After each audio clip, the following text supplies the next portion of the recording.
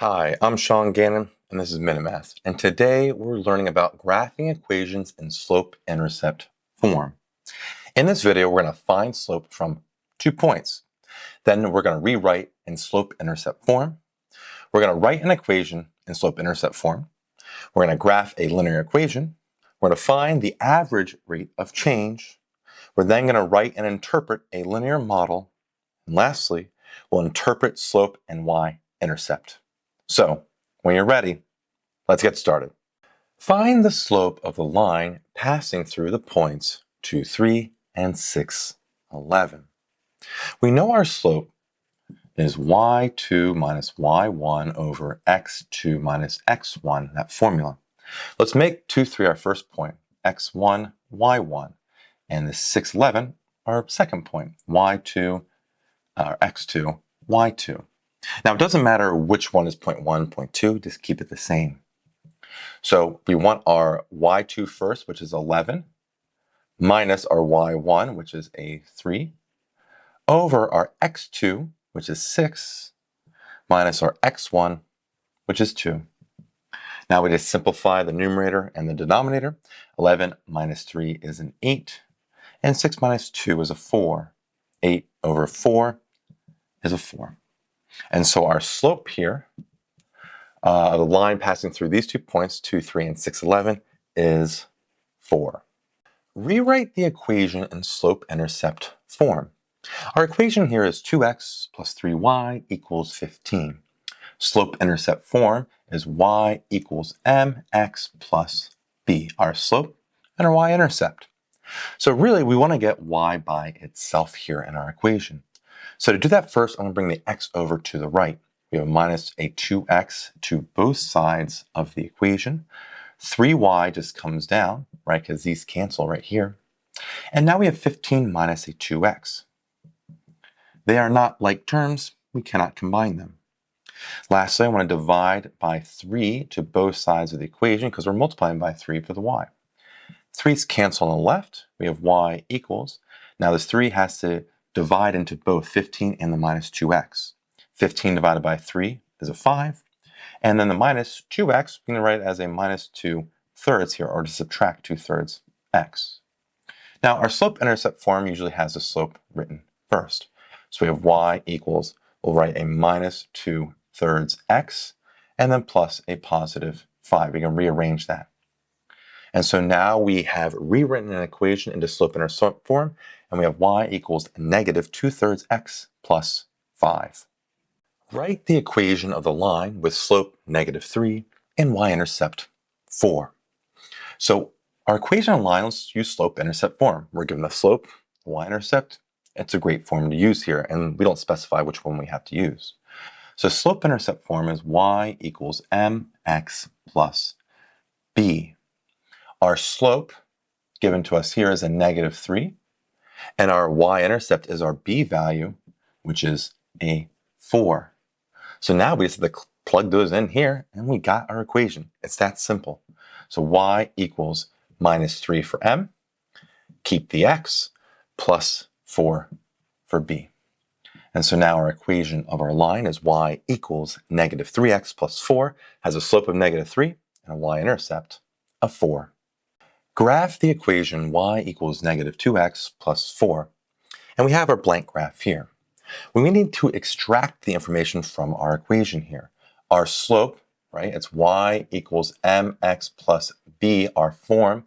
Our slope m is a negative 2, and 4 is our b value, which is our y-intercept. So that b value, that tells us we have the point a 0, 4 on the graph. When x is 0, y is 4. So let's plot that first. We got that point right here, 0, 4. Now we have a slope of negative 2, which means it's a negative 2 over 1. We're going to go down 2 units to the right, positive 1 units. So down 2 units here, over 1, down 2 units over 1. And we can keep going, but 3 points is enough here. 2 points is all you need to make a line. And now we're going to connect it. Connect our line, our points here, make our line, and there we have it. We've graphed our equation here of y equals a negative 2x plus 4. So we graph the equation, y equals negative 2x plus 4 on our graph. Find the average rate of change of the function f of x equals 2x plus 7 over the interval from x equals 1 to x equals 4.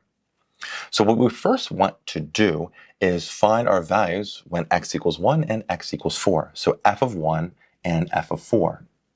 Well, f of 1, we plug 1 into our equation, 1, and we have 2 times 1 plus 7. So x is 1, put 1 in for x. That simplifies. 2 times 1 is a 2, plus 7, and 2 plus a 7 gives us a 9. F of 4 was the next one here. And we put that into our equation. We have 2 times a 4 plus a 7. 2 times 4 is an 8. We add a 7 to that, and 8 plus 7 is a 15. So now we want to find the average rate of change, right? So we're going from a 9 to a 15 over a span from 1 to 4 for our x values here. So what we can do is take our change in the outputs, 15 minus 9, over the change in our x values, 4 minus a 1. Now 15 minus 9 is a 6, and 4 minus 1 is a 3, and 6 over 3 is a 2. And so the average rate of change over our interval is a 2. Now notice it's the same as our slope here. They're connected here. It won't always be that because, well, with linear lines it will be, but later on it won't be because we have more lines to learn besides just a linear line. But it's good to go through this process to find that average rate of change. So the average rate of change of our function is 2. A taxi charges a flat fee of $5 plus $2.50 per mile. Write an equation that represents the total cost y for x miles. When I look at a problem like this, I'm thinking about what is a flat constant cost and what is a changing cost depending on how much you're using in this case. In this case here, it's how much we're traveling per mile. So our flat cost, that $5 is going to be like our y-intercept. Our b value is that $5. It's a flat fixed cost. It's always going to be there. This $2.50 changes per miles, which is written in x. So we have that as our slope. It's changing, our 250 here. So if I write this as an equation, I have my total cost y, that's what we're trying to find here, total cost y, is equal to, remember, y equals mx plus b, a great little equation. Our slope, our rate is $2.50 per mile. So we take 250 times x, the number of miles that we're traveling here, and we have to always add that b value, our flat fee of $5. And so now we have an equation that shows this, well, scenario, our taxi charging fees. And it's y equals $2.50 times x plus 5. Given the equation y equals a negative 1/2 x plus 6, let's have these two parts here. A, identify the slope, and B, describe what the slope tells you about the graph. Well, this equation is in the form of y equals mx plus b, and m is our slope. So the value right in front of x is a negative 1/2. Pretty quick and easy. We have the slope. We identified it, negative 1/2.